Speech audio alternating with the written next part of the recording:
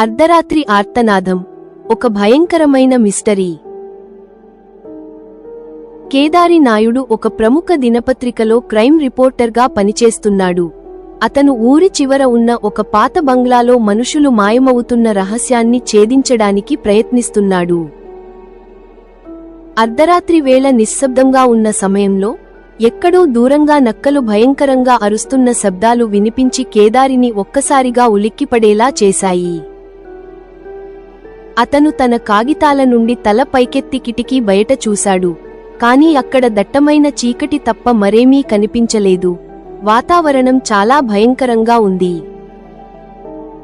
సమయం అర్ధరాత్రి దాటి గంట కావస్తోంది. కేదారి తన గది నుండి లేచి బాల్కనీలోకి వెళ్లి ఆ వింత శబ్దాలు ఎక్కడి నుండి వస్తున్నాయో అని గమనించాడు. బాల్కనీలో నిలబడి తన జేబులో నుండి సిగరెట్ తీసి వెలిగించి గట్టిగా ఒక దమ్ము లాగి గాల్లోకి వదిలినప్పుడు మళ్లీ నక్కలు మరియు కుక్కల ఆర్తనాదాలు వినిపించాయి. అర్ధరాత్రి వేళ ఈ వింతైన మరియు భయంకరమైన ఆర్తనాదాలు ఎందుకు వినిపిస్తున్నాయని కేదారి తీవ్రంగా ఆలోచిస్తుండగా అడవిలో దాగి ఉన్న రహస్యం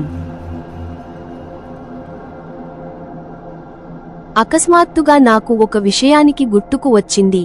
నేను వెతుకుతున్న వార్తకు సంబంధించిన ఆ పాత బంగ్లా ఊరికి ఉత్తర దిశలోనే ఉంది. బయట నక్కలు, కుక్కలు అరుస్తున్న దిశ కూడా అటువైపే ఉందని గ్రహించి వెంటనే లోపలికి వెళ్లి నా సాహసయాత్రకు సిద్ధమయ్యాను. నేను మోకాళ్ల వరకు ఉండే షూస్, లాంగ్ కోటు మరియు ఒక పెద్ద క్యాప్ ధరించి నా ఆయుధాలను మరియు కెమెరాను జాగ్రత్తగా సిద్ధం చేసుకున్నాను. జేబులో తుపాకీ, బుల్లెట్లు, టార్చ్ లైట్, నైఫ్ మరియు డబ్బులతో పాటు క్రెడిట్ కార్డులను తీసుకుని బయలుదేరడానికి సిద్ధమయ్యాను. ఇంట్లో ఎవరూ లేరని నిర్ధారించుకుని తాళం వేసి కారిడార్లో ఉన్న నా జిప్సీ వాహనాన్ని బయటకు తీసి డీజిల్ మరియు టైర్లను తనిఖీ చేశాను. మెయిన్ గేటుకు తాళం వేసి నా జిప్సీని నడుపుకుంటూ ఆ నక్కలు, కుక్కలు అరుస్తున్న దిక్కువైపు సాహసయాత్రగా బయలుదేరాను. భయంకరమైన పురాతన బంగ్లా రహస్యం. ఊరికి ఉత్తర దిశలో 3 కిలోమీటర్ల దూరంలో దట్టమైన అడవి లాంటి ఒక తోటలో ఒక పురాతన కాలం నాటి బంగ్లా ఉంది.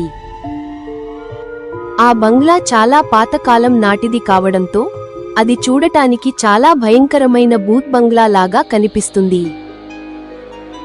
అక్కడక్కడ విరిగిపోయిన కిటికీలు మరియు కొన్ని చోట్ల పగిలిన అద్దాల కిటికీలు ఆ భవనానికి మరింత వింత రూపాన్ని ఇచ్చాయి. ఆ కిటికీల గుండా ప్రవహించే గాలి వింతైన శబ్దములను చేస్తూ అక్కడి వాతావరణాన్ని మరింత భయానకంగా మారుస్తోంది. బంగ్లా చుట్టూ ఎత్తైన ప్రహారీ గోడ ఉంది. ఆ గోడ లోపల ఆకాశాన్ని తాకుతున్నంత పొడవుగా ఉన్న భారీ చెట్లు ఉన్నాయి. జోరు గాలిలో ఆ చెట్లు తలలు అటు ఇటు ఊగుతూ వెలుగుతూ ఆరుతున్న లైట్ల మధ్య మరింత భయంకరంగా కనిపిస్తున్నాయి. మిస్టరీ బంగ్లా, ఒక వింత ప్రయాణం. నేను నా జిప్సీ వాహనాన్ని నెమ్మదిగా నడుపుకుంటూ వెళ్లి ఆ భారీ బంగ్లా ముందు ఉన్న పెద్ద ఇనుప గేటు వద్దకు చేరుకుని బండిని ఆపాను. బండి ఇంజన్ ఆపి నేను క్రిందకు దిగి ఆ మూసి ఉన్న గేటు వైపు చాలా జాగ్రత్తగా మరియు పరీక్షగా చూస్తూ నెమ్మదిగా నడిచాను. ఆ గేటు లోపలి నుండి బంగ్లా ముందర భాగం కనిపిస్తోంది.